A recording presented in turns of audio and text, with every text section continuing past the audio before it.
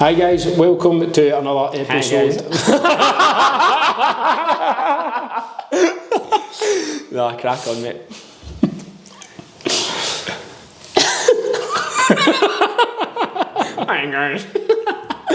Hi everyone, how you doing? So, back again for another episode of the PSN Pop-Up Podcast, episode 4. We're going to talk about the property trading deals strategy. So, a phenomenal strategy really that I've personally only started doing recently. I know you've done quite a bit of it, Matt. So here we are in what is known as the Beer House in the PSN network. Cameron will throw some photos up about previously to what it looked like before now. We've got it all emptied out now, and the plan is obviously to trade it on, which I'll speak about a wee bit soon. But yeah, this was literally like up to the window, full of beer bottles all over the house. It was quite a sight. So it'll be good for you to see if you're watching on YouTube, just to see what it looked like beforehand. Also on my socials, you'll be able to see it as well. But we'll get into all that. First of all, obviously we like to sort of discuss what we've been up to since the last podcast. So Matt, what have you been up to, mate? So since the last podcast, we've had a couple of completions, had a wee flat in Paisley, had a wee estate agency sale that went through, which was quite a good one. That was in Hamilton. That came through my ads. We managed to get $3,000 over home report. So I put on my Instagram, like that's probably the only time you'd ever talk to me about over home report, as you know, is I'm quite a keen buyer. So just on that, I wanted to ask you, like, how, because that is just so, you're for the east, you've obviously got that lead over in the west, it's like a property in Hamilton. Why do you think that's got over home report now where the market is, especially? Like, what happened there? It was actually really popular. So it's interesting, I've never actually met the seller at all. So the contract was e-signed. I collected the keys with Cameron actually, and he just left them under his bin at his front door. So I've never laid eyes on the guy at all. And we were just competitive with the pricing structure. He didn't really seem to mind at all. So we put it on the market. We put it on the market on the Thursday. Michael Daly for the group carried out viewings for me on the Friday. It was like literally boom, boom, boom, boom, boom inquiries. It was a 2-bed flat at Tweedsmuir Park. So quite a nice wee small flat that the guy had done a bit of work to. So I think it was home report 80. And it just honestly flew off the shelf. Multiple viewings on the Friday, and then we had 2 offers in on the Saturday, which was our PSN event. So my phone was going with offers and things like that then. So we managed to get them up to $3,000 over home report, cash as well. Aye. Cash. So is it a first time buyer? I think it is a first time buyer. It's just that level of the market, $80,000. It's good stuff. So we've got 4 new deals. Just done at 5 actually. Just done a new deal this morning with Chris DL, which was good. So that takes me up to 17 deals in conveyancing at the moment, which just came down a wee bit. We have just agreed to buy another flat in Glasgow, which I've been speaking to you about. We need to get a building warrant. We're going to turn that from a 1-bedroom into a 2-bedroom. So I'll be dealing with the architect on that one next week. I've got 3 client completions next week, which is good. I've got an estate agency completion next week as well. 3 new refurbs kicking off. My Kirkliston flip, which has kind of been the bane of my life the last few weeks / months, is due to complete hopefully today. So I've got my phone out ready for the solicitor to give me the good news, hopefully. So that one went on the market in December. So it's not all Do you think it was a kitchen? Think it was a kitchen? Defos, mate. The green definitely kitchen's horrendous. No, we got a buyer in February or something. And bear in mind it's over Christmas period, but it's been in a chain and it's been a complete good nightmare. project for somebody. You know. So anybody that doesn't know, we put the property, the flip that I done, so we spent a good whack of money on it, and one of the viewers came out and said, oh, it's not going to be for us this time, but I'm sure someone will take it on as a project, which was a real kick in the teeth, like, because there was wee lines and stuff, the painting wasn't perfect. But other than that, David, I've had 2 refurb projects signed off, and then we had our PSN Tom Smith call the other night, which was really, really good, man. So it's brilliant. It was good. The guests now have been fantastic, and we obviously made a conscious effort the last sort of few months to really ramp up with the sort of guest calibre. Know that the previous guests were shite in it, and it was just we wanted to get that just top quality, didn't we? And it's actually going to be hard to kind of keep that up now. It's that sort of standard, but it's been brilliant. In terms of it's not all roses. So obviously, on the terms of the bad side, since the last podcast, we had to pull out that Johnston flip. up, which we were actually thinking about trading on, which leads us into the topic of today. I've had roof leaks, I've had plasterer issues, and I had a deal fall out of bed at the start of the week because it was located directly on top of a mine shaft. Like, if you pull up the map, it's literally only affecting this property. It's slap bang in the middle of the kitchen. See the one that I'm buying in Johnson, that's the exact same, by the way. And Karen told me that most properties in the west of Scotland are affected by a mine somehow. So I don't know, is it worse because it's on the mine shaft or no? Because that's the way mine is as well. Directly on top of it. But to be fair, I don't actually know if the client's going to pull out, but I suspect he probably will. Solicitor told him not to buy it, so he's away to check with lending, which I'm quite interested to see because I've never dealt with it before. But yeah, that's pretty much it, the good and the bad. Obviously, what about yourself? What's been happening, mate? So since, I think, the 4th of May, when we last done a podcast, we've got 7 deals into legals for clients. So May's been a pretty solid month again. One fell through, which previous to that we had a couple fall through as well. So I think it's the way it is. It's always going to be the way it is, when you're doing such a high level, a high number of deals. So I had an estate agency one that was meant to be a cash buy. Remember I was telling you this the other day? It was meant to be a cash buy. It was supposed to complete last Friday, and then they pulled out on like the Tuesday, which is 3 days before it was meant to complete because the buyer couldn't get a mortgage. But the formal offer says cash buy. So people have just no shame. It's crazy, man. It's crazy. And they never arranged like a mortgage valuation or anything like that. So they must have just fucking plucked it out of thin air, man. But it is what it is. They're just chances, isn't it? Totally. So something that's happened recently actually is one of my good letting clients, my landlords, and one of my seller clients / investor clients, I suppose. This one of your clients, one of my all-round clients. So basically, I sold like 6 or 7 his portfolio a couple of years ago. He invested into my commercial to residential, and ended up putting 330 grand into that deal. Wow. I've always just kind of known him. He's now just given me instruction to sell 15 more of his portfolio, and he's willing to take discount. Like, he needs them away. I'm going to try and get the best I can, because the more I can get, the better fee for me on his end as well. So it's normally I don't bother with portfolios. The first question I always ask is, are we direct? Is the seller sent it out to anybody? Can we get exclusivity? And 99 times out of 100 the answers to that are no, so I don't bother. But this one 100% it's worth pursuing, so I'm quite excited about that actually, to see what I can do with them. Already got 2 smaller units kind of offloaded, which is ideal, so they're pretty shit, so that's good. So the Glasgow assisted sale is on the market, so I guess that's a positive, but with that comes a negative in that it's sticking quite a bit. The home report is 240. It's in the sort of Govan Hill / right on the edge of Queen's Park area, so it's, you've been there before. It's a nice enough area. It's probably maybe just a bit high in this market, and I think I'm seeing that quite a lot now, to be honest. I feel like these properties, that's why I was quite intrigued about the Hamilton one with price point and stuff like that, because they'll be fine all day long, I think.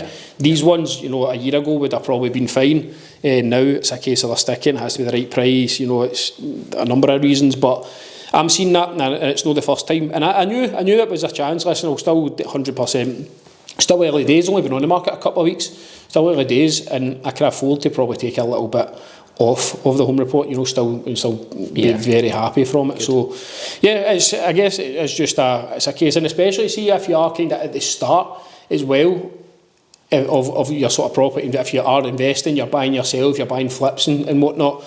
Don't try not to get too stressed out about this, because I was really bad for this probably, the first 18 months to 2 years. I used to get really stressed out about the negatives, in particular, like things sticking, deals falling out of bed, stuff like that, and it really affected me. And you just learn to kind of roll with the punches now a little bit, and it's easy to get dead disheartened, whereas now you just go, listen, it'll stick. What's the worst that can happen? Maybe you need to take the price, reduce the price a little bit or whatever. But in the early days it can feel very stressful. The biggest thing with that is just to buy at the right price. If you buy at the right price, there's nothing that can really touch you, because you've got that scope to knock a bit off home report, and it doesn't really matter. That Kirk Gluston one, we shaved 10 grand off the home report, but we're still massively in profit from it. So if you buy anything at the right price, which comes into trading trading as well. It's all about the price that you buy it. I know I say 100%. That all the time, but it really is. The people that get caught out are the people that pay too much money for stuff. Yeah. It's as simple as that. And that's it. We're seeing that now, obviously, with post-COVID, people just paying crazy prices. That's definitely come to bite them in the arse a little bit now, but... so that's that. The building warrants approved for the Kilmore's cottage, which is another good step. We've cracked on with that, extension half built and stuff like that. The one that's mentioned in Johnson 5 minutes ago, that's due to complete next week as well, so that'll be another trade. Perfect. So it'll be brilliant. And in terms of PSN, so we've got 12 new members this month, which was a bit of a shock to us the other day, Matt, when we actually looked at the stats. I mean, obviously, there's always people leaving, but you know, there's the 12 to join this month when we didn't even really realise was brilliant. So, it's brilliant, and I hope you are all getting, you know, the good value in that out it. So, Alex joining us, so we're going to, what is he, a videographer, editor type? Is that his sort of role? So we've got a guy, Alex, joining us, who's going to take over all the social media, the videography, the editing, and really have a bit more of a presence and a push on social media as the plan, going into the sort of second half of 2024. We're meeting up at the beer house after this today, so we've got 10 or so members coming down just to see the place, to talk about the trading strategy and whatnot, just to get a general chat about it. That's what we like to do in the network quite a lot, actually, just with the ongoing projects, just get people down, a bit of networking, and just to see the projects that me and Matt are working on. It's value, isn't it? Like people, if you've never done a project before, it's so valuable coming out to see what people are doing, what price they paid, how much they think the refurb's going to come in. And I used to go around as many projects as you can get access to, because you just learn something off every single person, don't you? Yeah, I've done the exact same, to be honest. Our 2-to-1 client, Emma, she's got a first deal in legals with one of my buyers, one of my 1-to-1 clients, but buyers is buying that one, so that's to complete next month, actually. So that's a major positive in it for Emma. Brilliant. Brilliant. I was just laughing at those cotton buds that's on the floor, mate. There's actually wax on them as well. Oh, that is mine, man. This is bad, like, when you see the photos of this, if you are watching it on YouTube. See, to be honest with you, mate, I don't know what I was expecting coming here today, because you've sent loads of content in, but it's fucking minging. It's so bad, isn't it? Like the bathroom and the kitchen and that, or you feel like you need a tetanus jab on the way out. Be swallowing hand sanitizer. I'll jump in. I'll speak about it anyway. But the final thing, just in terms of the PSN, is the upcoming networking day on the 13th of July. So we'll probably speak about this anyway in future podcasts. But we're going to go to Golfing, and we're going to go to hopefully Winter Bar. Get it sorted. So looking forward to that. But yeah, the project itself. So tell me a bit about it then, mate. So obviously we're sitting here, 3-bed terrace, is it? Yep. 3-bed terrace. Mid-terrace. And see, to be honest, like, I was saying to you, which kind of contradicts the topic of the podcast, but I was saying to you when we came in, like, it's a really, really nice area. Outside, the neighbours, the garden's all pristine on both sides. It's all rough casted. The windows are painted. So something like this in this area, surely it's worth building out, no? No. So normally, I feel like maybe a year or two ago, I would have definitely built it out. Yeah. We'd either use more money or get investment or whatever, built this out, social media, all the other stuff that comes with it. Now we've got that much kind of going on. It's not that, you know, we've done it, so we can't be arsed with it anymore. It just sometimes doesn't make sense. Yep. And I can explain why. So the price that we've got this for was $39,999, so we didn't need to pay the EDS. We've got a home report on it of 100 grand. So this as it is? Yeah, wow. Right now, as it is. The comparable just down the street went for 176 or something like that, but that is absolutely pristine inside and out. Yep. You know, top quality refurb. So, like, to do that standard of refurb to this, even if you were going to get 170 on the end value, you're probably spending, 50, 60 grand. I don't know. It's hard to put a figure on it. Everybody's refurb cost would be different on this. Yeah. So, just high level sort of calculating the numbers on this. If we spent 40, if we bought it for 40 and we ended up spending 60 on it, and I think the end value would probably be about 160. You could push, as I say, use that comparable to push if you'd done it exceptional. Really nice, yeah. And spent a lot more money on it, but say you that's me all in for then 100k plus some fees. Yeah. And you sell it for 160, you make around about 50, 60 grand after fees and stuff like that. So this is all kind of just rolling off the tongue type thing. I've not got this written down. So the profit is really nice, but if we just bought this now for 40 and sold it for up to 90 or something like that, we're no far away from what we would actually do. And then you've got the hassle, the stress, everything else that goes with it, trying to sell it on the other end. This is why, for me, the trading strategy is quite powerful, because hopefully we can just get in and out really quickly. Do you know what I mean? That is it. So what's the sort of stage it's at just now? Obviously, so you get the keys a week ago or 2 weeks ago? A couple of weeks ago, yeah. So the stage it's at now really is... We obviously got it emptied out. That took a little bit. How much did that cost you? That was, how much do you think? £1,000. No chance. £2,000. £2,000? Was it? Aye. You're supposed to say £4,000 or something. I know, sorry mate. No, it was £2,000, so it was actually still a good price considering what it looked like. What did you do with it? There's no skips or that outside? Just vans. I think you just took it in vans, aye. £2,000 is a good price then. I know. So must have been some amount of van loads. Aye. The only thing they've left is the cotton buds. Jesus Christ. So, what did you ask me there? I can't even remember, mate, to be honest with you. What stage is it at? Sorry, so... You don't seem to have much urgency about you, mate, I don't think.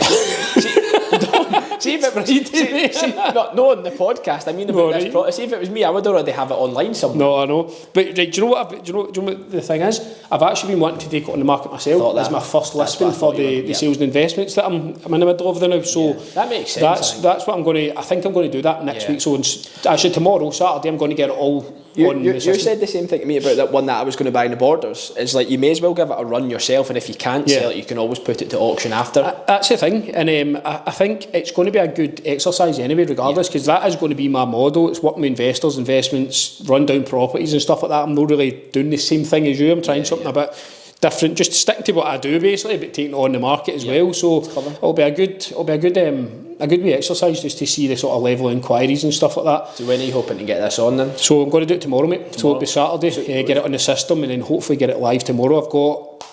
I used VistaBee for this one. I don't know if you used them. Done the photos and stuff like that. So everything's there, the home report's there.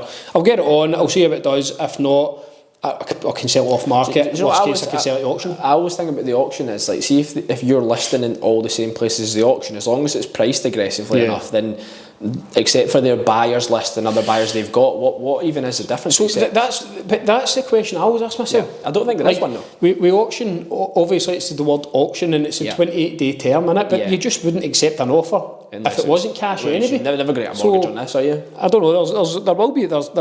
There's obviously some pros to it, but I don't know. I feel like there probably isn't that many. What are you going to guide price it at?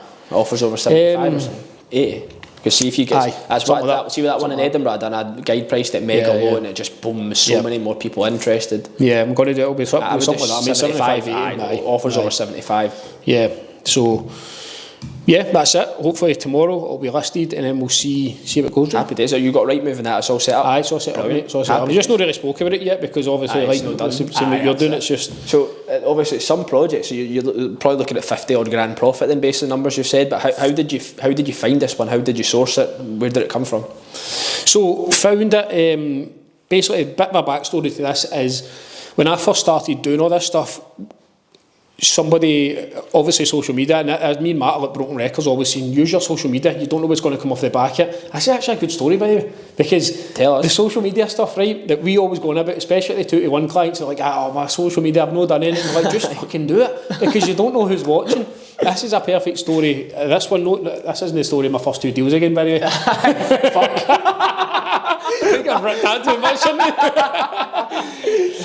much. So a guy just messaged me. So John, one of my good mates and my business partner, one of my development companies, it was something to do with his family. Anyway, the guy messaged me because he sees me on social media and he's doing property stuff and that. And he says, look, I know this guy that's wanting to sell his house, but he's just lazy, he can't be asked. It's an absolute riot. I'll try and put you in touch. Now, I couldn't get the guy. Wait, how long ago was this? This was about 2 years ago. Right. And for whatever reason, it just kind of fizzled out. I couldn't get him, and that was the end of that type thing. He got back in touch with me just before I bought this and says, look, he's had a bit of an accident. He really needs to sell. He wants some money, blah, blah, blah. So you know, I formed a bit of a relationship with this guy. I went up and seen him where he was. You know, that way where you just like you do form that relationship with the seller. That's the way this was. It was proper. I went up to his bit with Christmas stuff and all that. You know, just like really pulled at the heartstrings a wee bit. But yeah, so that was it. I went up. I got the keys. Actually, got the keys. Came in. Seen obviously the beer bottles and that, and I was just like, what the fuck, man? You know, it was like, didn't really know. Spoke to a surveyor. He was like, you know, I could maybe give this a 0 valuation if I can't even get in the door. I've got every right to do that type thing. And anyway, obviously, you know, I went back and I just says, look, best I think we can do is 40k, 39.99, obviously, and that was it. You know, back on that at all? No, he just says, listen, I don't even want to see the photos if you're saying it's really that bad. So was it his property? Did he live here? So he didn't actually live here. Nobody's lived here for 10 years. Right, okay. Is the story that I've got. How all the beer bottles got here, I have absolutely no idea. He didn't even really know, and he didn't want to see the photos, so that I couldn't actually ask it, why are they there? And he didn't even want to talk about it. It just, do you know that way? His missus had passed away and stuff like that, and obviously this has been in the family for years, and it was one of the subjects you just didn't really talk about, you know. So there must have been thousands of bottles of Budweiser in here. Thousands, obviously. Cameron, you'll stick it back up on YouTube as we're talking about it, but Jesus, man, it was absolutely incredible. They were unopened or something? Well, they were unopened. Most of them were, not all of them were unopened. I felt empty and unopened, so as if the liquid evaporated.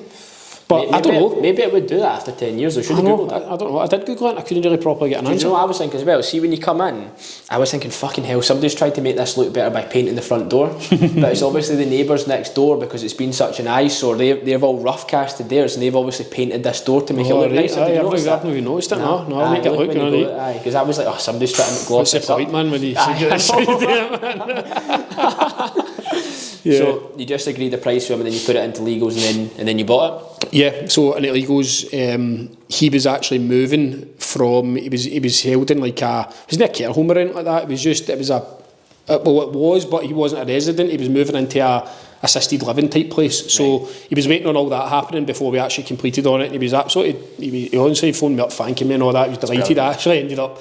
It was a new build he was moving into, so he hadn't had any floor, he had no white goods, he had no cooker. He's like, David, can you help me out? And I was like, no bother at all. Do you know what I mean? I'll get my wee guy to Did you? hand him. Aye, just helped him out, just done it all for him, you know. So it was just it's one of the ones. It's good, just kind of. And people don't see that side of it. No. People just see the price that you offer and scum landlords, exactly, trying to take advantage of people, but they don't see. I remember that text that I shared in the cat chat about that one that I bought. The woman was like, "Oh, you've changed my life, my family's life. I can't thank you enough," and all that. And nobody really sees that side of the property, do they? They don't see it, and I think it isn't. I mean, that's our job, you know. It is numbers and it is making money and stuff, but there's so much more that goes with it on some of the deals that people definitely don't see. You're right.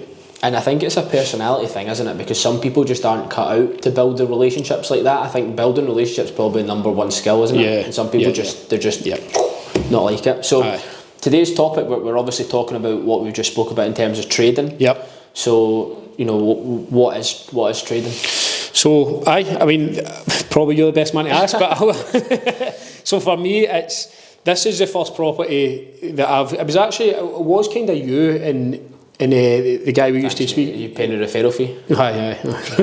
Give the cotton buds. It was yourself and obviously that Barry who we used to speak to, and you know, he's quite big on it, and you know, loads of you know, the bigger sort of investors are big on it. I just couldn't. I hadn't quite clicked onto I probably hadn't really seen it done, and I probably didn't get the opportunity to do it. But when I think back at some of the ones I have done, I probably did have that opportunity, but at the time, as I said before, I was more like I wanted to develop this social media credibility, all that stuff, whereas now it's like it's like see, once you've done all that, it's like how do I make as much money for this property as possible, and you try and put the hassle factor in it as well. So that's exactly like all the big boys do this. Companies down south, you know, I can think of 2 or 3 guys off the top of my head that make like a lot of money, trade a lot of units, and most of the time, unless it really makes sense, they don't lift a paintbrush. They just buy it for X and sell it for Y, and that's what trading is buying it for a price, not doing any refurb, and just selling it straight on. Yep. So there's obviously the pros of that is, you know, you can get out quicker. Your return on investment tends to be higher because you're not spending the extra money on refurb. You don't have to deal with tradesmen, which is fucking probably the biggest bonus, as I've found out recently. And it can be really lucrative as well. So you can end up actually making the same amount of money without having to spend it, because sometimes you spend all this money on refurbs and there's a ceiling price. So it doesn't necessarily always add as much value as you think. I mean, if I think about that Kirkliston one that, as I said, Touchwood's supposed to complete today, we were in at 110. The home report was 165. We should have just tried to sell it for as close to that 165 as possible. Instead, we've spent a whole bunch of money on it to probably make less money than what we would have made if we just bought it for a price and sold it straight on. Which is frightening, and the time scale as well. So those are probably the biggest benefits. I don't know if you've got anything. No, I think I totally agree. I think everything you've said there's nothing that you've not said. I think just the biggest thing is just the time. It's just that for me is the time. It's getting in. It's a brilliant strategy when you think about it like that. How it's obviously all driven by the discount, and I mean that's it, and that's how you're not really going to get an abundance of these deals. Because tougher to get these sort of discounts, but.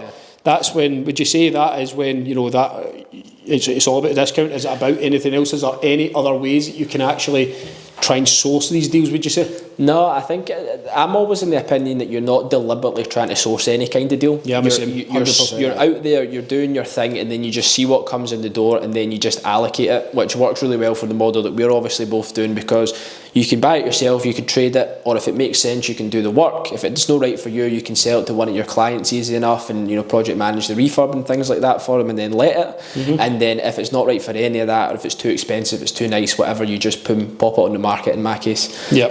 Which works really well. So it's just like you get the stuff inbound, and then once it's in, then you decide. There's no specific way you can source deals like this, but I think the biggest cons is probably the next thing to speak about. Because it's not all rosy. So obviously there's lots of companies that do this down south that like spend tens of thousands of pounds on ads, and they'll buy it for a price and sell it for another price, but they obviously have 3% stamp duty, whereas we are obviously 6%. So that is one of the biggest factors, I think, in terms of this strategy is, you know, you really do have to be keen on price, because you've got to pay the 6%, you've got to pay your legals in, you've got to pay your legals out. If you're using an auction house or an estate agent, you've got to pay them as well. So you can see your margin just eroding before your face, can't you? So 6% stamp duty is a massive one. The other one, which is probably just as similar to that, would be the 6-month rule, which is why most property traders tend to trade back through auction. So I think it's called articles of route, which is like the auction style of selling, 28-day completion and whatnot. And that way, you know, you don't have to, it has to be cash or bridging, in which case the 6-month rule doesn't apply, because normal estate agency, a lot of the time, if you're buying, your buyer's buying with a mortgage, you do have to wait that 6 months in some occasions. So does it not, so if you bought it cash and you sell it cash again, obviously you can do that the next day, doesn't matter. Yeah, it's quick. If you bought it cash and you sell it and the buyer is using bridging, is that still alright? I think so. I'm not 100% sure, but I'm pretty sure it is. I think it's only the Council of Mortgage Lenders rule, so bridging's obviously not. So that's not comes within that, right? Okay, so that makes sense. That's why, you know, because most people at auction are cash, or in some circumstances if they can get the finance, it's bridging. So that's why people do it. The negative to that is obviously you're going to have to shave a bit of a discount to sell at auction usually, unless, you know, it's a bidding war and people go crazy. It's kind of just, it's like we say, just kind of seeing what comes in and seeing what exit you're going to do. But certainly the 6-month rule, if you're buying something that's really nice, you know, you might have to wait the 6 months to get your money back, which you would have had to if you do the work anyway. But certainly it's interesting. I'm speaking to John Morris from Prime Property. He's obviously in the PSN group, and he knows a guy, which we've kind of both heard of. It's like this guy that doesn't really exist but does exist. But he knows a guy that trades about 1,000 units a year. So he buys and sells 1,000 properties every single year. So how many is that a week? Like, is that 20? Is it 20 a week? Oh, I don't know. Have you got a calculator there? I think it is, but 20 1,000 divided by 52. 19.2 properties a week. So he's buying and selling 19 units a week, which is pretty crazy. But John was saying to me, in the past, he had a set criteria. If he can make 10 grand out of it as he goes in, he takes it, and that's it. That's his strategy. 1,000 of them a year, which is fucking £1 million or whatever, isn't it? Some math sums we're doing today. But John says to me, I was telling him about, obviously speaking about the 6% stamp duty and this and that and the next thing, and he says he's basically just moved to commercial. He hardly does any residential stuff because his margin is just so slim now. He just can't seem to get things to stack. I've heard that so many times, right? And I just think that does people just give up too easy? They've maybe had it in the good times, and it's been like, what was it? Was it 2% at one point, ADS? It was 4 the last time, but I don't know what it was before that. 3%, sorry. 4% went to 6%. And it's like, maybe they've had it good and they just hate all the change. Whereas like, I just feel like, look at this discount, the one I've got in Johnson, the one you can't get 1,000 of these a year. But you can't get 1,000 of them a year. But so I hear that quite a lot. Like I've moved, I'm moving strategy. I've got to commercial. What 6% AD? What's an extra 2% ADS really doing to a deal? It's can't be killing that many deals. I know it's pennies, but I think when you're operating on such fine margins, which traders do, it probably does make a decent difference. Whereas the stuff that we buy, it's maybe a couple of grand, isn't it? But if they're only making say 5 grand on a deal, do you know what I mean? Their margin probably is slimmer. But I thought that was really interesting. But certainly all the big players in the industry, this is what they're doing. They don't tend to lift paintbrushes and rip down walls and strip wallpaper. They just buy for X and sell for Y, and I know quite a lot of guys that just do that religiously. It's all they do, which is interesting. So what's sort of your main case study or case studies of trading? Yeah, I feel like I'm going blue in the face speaking about this one, but I'm really ripping it, but so we bought, came through my advertising, we bought a property in December in Birdie House in Edinburgh, which is like kind of near Straight and Retail Park. It's just like off the city bypass. It's like a wee, I think it's EH17, the postcode. So we bought that. It came through my advertising probably, I don't know, 3 or 4 months before we bought it, I would say in the summer. And there was a tenant in place. The woman that owned it, her husband had sadly passed away. She just didn't want the hassle anymore. She wanted to get the tenant out and just cash in on it. So they bought it for 30 grand. Like, I don't know, in 2000 and whatever, and she was looking to get some money back to go on a holiday, and I think her son lived in America and stuff like that. So we agreed a price at 100 grand, and she actually came back and said, could you pay more? And I just said, look, I'm really sorry, we can't. But only because it was steel framed. So it was quite a bit of a risk. It was a non-traditional construction. If you see the houses, they just look like completely normal houses. It's actually quite a nice house. And it was steel framed. I'd never bought anything non-standard before. I was a bit wary about it. In actual fact, when we went to buy it, my solicitor, Lindsay, sent me a email, which I forgot screenshotted, that says, like, basically, I wouldn't advise you to buy this, you may have trouble selling it. Which is funny. But obviously, she's duty of care. She's just doing her job. So I worked with the owner to get the tenant out. The tenant wasn't going to leave. The council told her not to leave. We went and had a big intervention in the living room, managed to sort it all out, and she eventually went to live with her sister, the tenant. And then what we'd done, which was quite clever, just in terms of structuring, is that we knew it was a fantastic deal. The home report came back at 160. So we're in at 100 and the home report value was 160. And what we'd done was we didn't want to lose the deal, and we knew the tenant was going to leave eventually. So what I got the solicitor to do was a delayed completion on it. So we exchanged missives, is that how you say it? Concluded missives on it, and then we concluded on it, and then with the stipulation that it had to be done by such and such date. But actually we could have moved that goalpost if they didn't complete in that time. So we done that, so we were locked in, the seller was locked in, we couldn't lose the deal, and at that point it was like such a weight off my shoulders. I was actually on holiday in Marbella last year, so that was how long I was dealing with it. And I spoke to the solicitor that says, look, I don't think you'll be able to buy this until the legislation changes. If the tenant doesn't leave, there's nothing you can do. And my heart completely sank, ruined my holiday. Honestly, man, I was sitting at the front, my phone TV was with Karen on the phone. I was like, oh man, I couldn't make it up. So we ended up doing that. We concluded missives, which means it was ours, and then we structured the completion date 7 days after the tenant moved out. So that was just quite a clever way of getting control of the property and not losing the deal. Eventually the tenant moved out. And what I'd done is I already had the home report. I had photographs on my phone, didn't get professional ones. That was something that I learned from a kind of friend of ours.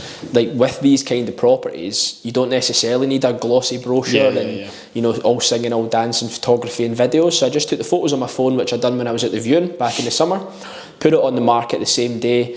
I can't remember if I think I only had Rightmove at that point. I didn't even have Zoopla on the market. So I put it on Rightmove the same day for offers over, what was it, 140 I think, with the home report being 160, and just detailed the home report value at the top sentence, which is quite a big thing, so people can see what it's worth for that. So we and then the inquiries were just banging in all day long, boom, boom, boom, boom, boom, and it went on the market. So I had it on the market the same day we completed on the Wednesday, had it on the market as soon as I got notification that we owned it. Inquiries just kept flooding in, but there was quite a lot of mortgage buyers. Now obviously with it being steel framed, you can get lending on it, but it would take ages and they might pull out and it would be hassle. So we were really looking for a cash buyer. And then I was sitting at home having my tea and somebody phoned me off Rightmove. So I just picked it up straight away and he says, look, I've just missed out on one round the corner. There was one round the corner that was home report 145 and it actually sold for 165. Right. So that was on with an Edinburgh estate agent when I was going through legals. So I went into their office and asked them what they sold it for, and they told me, and I was thinking, fucking hell, 20 grand over home report, like, I'm definitely in the money. Bear in mind I'm in at 100 grand. So all in all we're in for 100 plus the stamp plus 2 sets of legals, and that's it. So maybe like 110 grand or something like that. And the guy had missed out on this one. It went 20k over home report. So he phoned me and says, look, I'll give you 150 grand cash right now. And my funding partner he travels all the time, so he was in Thailand, so he was sleeping. I was like trying to get him on the phone. I was like, sold at 150 grand. And then I was thinking, do you know what, if he's that keen, I'll try and get him up a bit. So home report was 160, so I was just bouncing off the wall, the offers, you know what I mean, bouncing off the wall, managed to get him up to 157, which is what we officially took, which was 3 grand under home report, and we sold it within 5 weeks. So we bought it and sold it within 5 weeks and 2 days. So from the date we owned it to the date we had the money back from it was 5 weeks, 2 days. And that was over Christmas as well, so there's a bit of down period and whatnot for the solicitors. So in 5 weeks and 2 days we made over 47.5 grand profit, so nearly 50k in 5 weeks. So it just goes to show you, I mean, that's obviously buying at the right price is the fundamental, but also buying in the right area, which I think is exactly what you've done here. Do you know what I mean? So to be fair, if you look at the photos on my Instagram, the property wasn't that bad, but as you were saying, we kind of spoke to someone that was doing a lot of trading, and that's kind of what triggered my switch. But what I kind of worked out is we would probably have to spend 25k minimum on it to probably get it to be worth like maybe 190 if we were lucky. And I was thinking 190 as a residential homeowner with it being non-standard is a lot of money, because interest rates were still a bit twitchy. So I was just thinking, no, let's just buy it for this and just sell it straight on, and thankfully it worked out really, really well. No, it's just, again, it's one of the deals where you won't get another one of them for a while. It's absolutely phenomenal in it, but it's like the thing is as well, and it's no, people might say, oh, you're lucky or whatever, but it's no, it's like putting yourself in that kind of position and taking your own luck type thing. I was the same as you. Like, you took the tenant burden on and all that. There was a kind of educated risk in there, I suppose, and stuff as well. Up until the day that, like, we got as soon as we went on the market, I know, right, we're going to do well out here, but up until that day I was thinking, this is non-standard, we're not going to be able to refinance it. What happens if we get stuck with that? Do you know what I mean? So it was quite risky, but again, it just comes down to building the relationship with the seller and solving that problem. At the end of the day, she bought it for 30, there was no mortgage on it, she didn't want the hassle and the headaches, and she got 100 grand out of it net with no fees. So she was delighted. She's 3x their money, 100 grand in the bank with the opportunity to move on. But subsequently, since that, the buyer that bought that's actually became not a friend, but like I speak to him, you know, pretty much. Did they buy another one? Did they? Every week I speak to him. Is a guy from London that bought it, and I ended up selling him one round the corner. So I had a lead through that I knew was an EH17, and the woman had to get the tenant out again, the same pattern. And he said to me, look, if you've got any more of these houses in the same area, let me know. And I thought, fuck, I actually do know someone that's got one of them. So I phoned the woman up right away, and she says, oh yeah, the tenant moved out last week, do you want to come see it? And I was like, boom, bonus. So I ended up selling that one to him as well. So I just think in property, like, you see when things like that happen, it's mad, isn't it? It's mad how, like, you buy this and it's all this educated, calculated risk and stuff like that. You get a buyer, everybody's happy, you've got another one with the corner, you've got this buyer, and it all just kind of works in together. It's mad how things happen, isn't it? But I mean, that was a $4,000 fee on that one, so that'll be, I don't know, well over 50k for that one street. One of them's here and one of them's literally there. Like you couldn't, and the guy's actually renting them to Mears now. I just set him up with Mears, so he's getting £1,650 in them off 150 and 100. I think he paid 135 for the other one. It was quite like a shell. It shows you done it though, because I had one exactly like that, and I didn't buy it myself, but it was in a place called Hood Street in Clydebank, and my mate Barry Wilson again sent me this deal. It was like, I didn't even know if I was going to present it. It was non-standard construction. I can't remember what type it was, and the numbers were good. We thought, like, let's package it up and just see. It was one of the ones, 50-50. We packaged it up, sent it out. Nobody really inquiring. One woman inquired, and she bought it.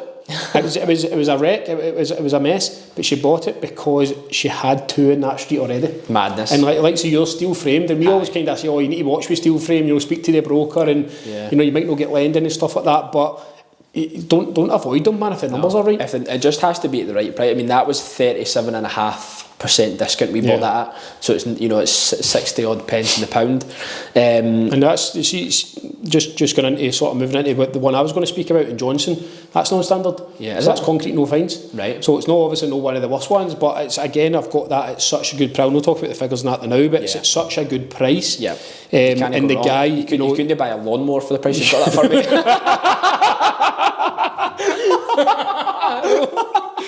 That's ridiculous. So, but again, it's one of the ones lead. Do you know how I knew it was such a good lead? My ads weren't even fucking running. I've only been running ads recently until I get the new business, the new expansion of the business set up. I've only been running ads for investors to build my list, to get more VIPs in and all the rest of it. And they somehow felt a lead form somewhere. And I phoned them up. He's like, listen, it's such a burden. I really need this gone. Come and see it. I went and seen it right away, basically. And he said, I asked him, what is it you're looking for? He says, whatever you can offer me. But the brother had died in the property. That's a kind of it's really interesting you say that, because I've had two really good deals for a woman that messaged me through my business Facebook page and for a woman that commented on my ad. So if someone's motivated enough to reach out to you instead of just putting their form, the number in the lead form, those are always the ones that go. As soon as I got the comment, I got the woman's number, deleted the comment right away. I was like, no chance.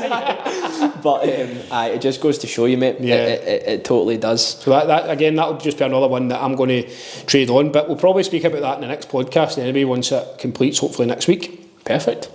Right, this has been brilliant. Right, Cameron, it was some Q&A style questions to finish up. I'll cut that wee in for a sec there. Have a look at these questions. Just rhyming them off, man. There's about fucking 50 questions. Just keep this in, though. Keep this in. You can't keep the bit in where you're saying keep it in. Aye, we delete that bit. Delete that bit. Keep it in this section. So, first question: what should I look for during the initial inspection of a rundown property? Nice. You want to go over to me? Nah, I'll go since it's my problem. You go. What's the question? What should I look for during the initial inspection of a rundown property? Initial inspection, for me, it's everything really. You're really looking. The electrics is quite important. Yeah. The boiler's very important. The external of the property as well. So front end, gable, the roof. You're actually just visually checking every part of that property: kitchen, bathroom. What's the condition of the floor like? The paint. Is it going to need plastered? Is it going to be okay? Can you line in paper? All of this stuff. When I'm walking around a property, my head's gone crazy. Yeah. And to be honest, at the start, it wasn't like I had to learn that, and you need to learn all that stuff. So at the start, you probably don't see that much. You don't visualise that much because you've just unexperienced. Yeah. It takes a while to get like that. So it's good to be doing that, as many viewings as possible, and practising that sort of side. I feel as well. For me, it's all about the most expensive stuff. So you're definitely looking at electric. Is it double sockets? What's the fuse board like? What's the boiler like? What's the heating system like? Windows is a massive one, and fun fact, I've never in my life changed a window. Really? Not 200 deals, not one singular window. There was one single glazed windows in Kirkliston, but it's like that size. Aye. So we just left it. I've never had to put windows in anything, but windows is just a big avoid that if you can, though. I've never done it. I've never changed the door either, I don't think. Do you know what, an interesting tip about windows, actually, because Alex didn't actually know this, Alex works with me the other day. You can replace the glass on the windows, you can replace the seal on the windows. That they are so inexpensive. It's the actual window itself with the frame and everything. But the glasses, to change that glass, you're probably talking a couple £100. You know, and sometimes you see the condensation and you know it's on the inside, so the seals went. If you can't rub it off on the outside of the outside of the glass, but on the inside of the building type thing, the condensation is obviously on the inside of the glass. Just replace the glass. You don't need to replace the window. But just because you said that, just windows and the exterior stuff, as David says, everything else is pretty much the same in terms of, you know, paint, flooring, kitchen, bathroom. Are never a million miles away from each other unless you're going crazy high spec or it's massive. 9 times out of 10, I'll always replace the flooring and paint it anyway for a new tenant coming in. You know, 100%. 100%. Okay. Next question: what are the key factors to consider when planning a renovation timeline? So it's being as organised as you possibly can for the get-go. So like that one that we agreed to buy, I've agreed to buy in Glasgow, we don't even own it yet. We've got the architect in, you know, we're making sure all the trades know when we're going to complete, get the quotes off them. Can you get the trades in before you buy it, so you know exactly what you're going to be spending before you've even bought it? Now, if you buy on the market, that's not always possible because the agent usually won't let you come back once the offer's been accepted. But if you can, try and get the keys, try and get the guys in, and then just a clear price from them, and then a clear schedule of works between the next weeks. When is everything going to be happening? When is it going to be done by? Yeah, totally agree. And that's just, it's all, basically everything's organisation. The more organised you are, the better. With refurbs, it's not about knowing how to fit a radiator and how to do a rewire. That, forget it. It's about knowing how to project manage it from start to finish. What trades come in when, who should be at the start, who should be at the end. That's the skill. That's where your project management. That's all. It's all about the right people as well. Do you know what I mean? Once you've done a couple of them, you've got a decent squad of guys. You can kind of put your trust in most people as long as they're reliable. But I always tend to find, I say this all the time, and it's some trades are better than others. But I always tend to find like guys will come in and they'll do a good job for 2-3 jobs, and then they'll fuck it up. Like they'll not turn up, or they'll ghost you, or do you know what I mean? There's no consistency, but definitely organisation be the number one. Yeah. On that point, Matt, what professionals should I involve in the renovation process, and how do I find reliable ones? I mean, there's two big parts of the question there. In terms of the process, you need someone to come in and rip it out. So for me, the joiners will normally send someone to rip it out. They'll take all the stuff away. So you need someone to rip it out, someone to take the waste away. You'll need a plumber for your kitchen, bathroom. You need an electrician. It really depends on how much work's involved, but you'll need an electrician to do the kitchen, the bathroom, the wiring, the lights, the sockets, the switches and stuff like that. Plumber or heating engineer will do the heating system. You need a carpet fitter, and you need joiners, and I think that'll probably be it. Maybe a gardener, or obviously if you're going more niche, if you need a damp specialist or window fitter or a roofer, all these kind of things. But it really depends on what's been done on the job and how to find reliable ones. I think the biggest thing for me is recommendations.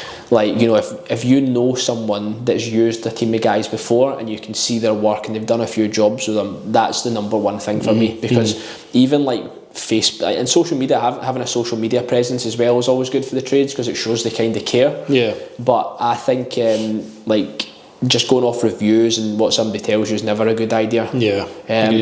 Totally. So it's all about recommendations and referrals. So we've got people in the property sourcing network community, for example, that's like, oh, has anybody got a joiner in East Kilbride or whatever? No, I've got somebody in the group taking the spray foam insulation out of property for one of my clients when it completes, and I just put that in, like, does anybody know him that does this? He messaged me saying, listen, I'll get a couple of guys, all you do is just do this and this, and I was like, that's brilliant. Yeah. It probably saves us thousands, you know.